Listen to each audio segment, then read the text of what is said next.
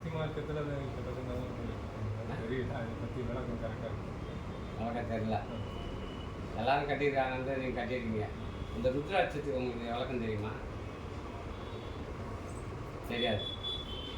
இந்த கயிறு கட்டியதுனால நமக்கு என்ன யூஸு, இந்த ருத்ராட்சம் போட்டதுனால நமக்கு என்ன பயன்? பாதுகாப்புங்கிறதுனால இந்த மாதிரி எல்லா வழிகளையும் சொன்னதுனால அதை வச்சு இதெல்லாம் நமக்கு ஒன்றும் பாதுகாப்பு இல்லை. புரியுதுங்களா? உங்களுடைய உயிர் தான் உங்களுக்கு பாதுகாப்பு. அந்த உயிரை இதெல்லாம் பாதுகாக்குமா? பாதுகாக்காதுல்ல. இதெல்லாம் கட்டியிருந்தா கூட உயிர் போயிடும் தானே.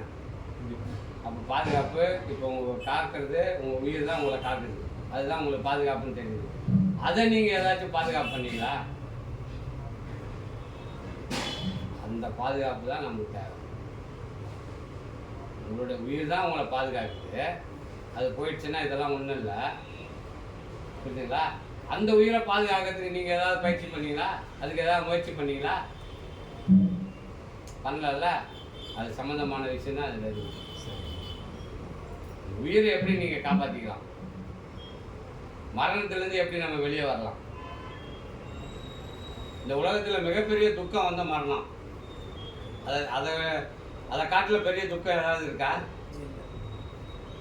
மரணம் தான் பெரிய துக்கம் இல்லையா? அந்த துக்கத்திலேருந்து மீட்டு எடுக்கக்கூடிய விஷயம் இந்த புக்கில் இருக்கு.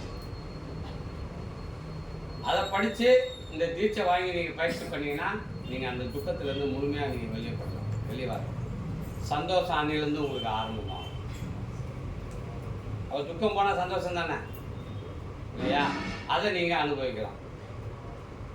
அதில் ஆத்மா அனுபூதின்னு பேர். ஆத்மா அனுபவம் அது ஆனந்தத்தை தரும். சரிங்களா? வேறு ஏதாவது சந்தேகமாக இருந்தால் கேள்வி. உங்கள் வீட்டு அம்மாவை கூப்பிட்டு வரணும் தீட்சை எடுக்கிறதுக்கு. 2 பேரும் அந்த புக்கை படிச்சுடுங்க. நல்லா படிச்சுடுங்க. பசங்களுக்கு எத்தனை வயசு ஆகுது? 16.